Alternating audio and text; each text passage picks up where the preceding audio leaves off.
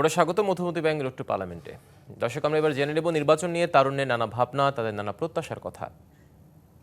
আমরা তরুণ, আমরা সবসময় গণতন্ত্রের পক্ষে, গণতন্ত্রকে বিশ্বাস করি এবং আমরা নিজের ভোটের অধিকার, আমরা যে ভোট দিতে পারিনি দীর্ঘ 17 বছর, আমরা ভোট দিতে চাই এবং এই ভোটের মাধ্যমে আমাদের ভোটের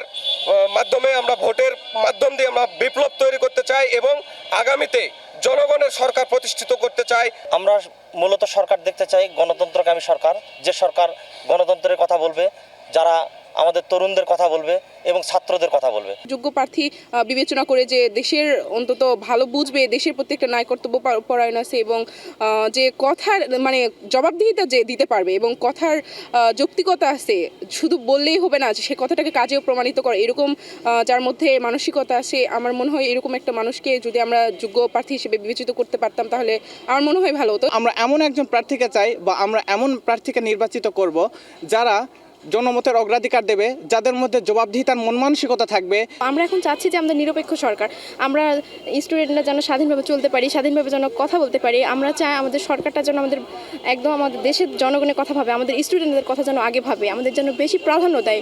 তো আমরা এরকম সরকার চাচ্ছি।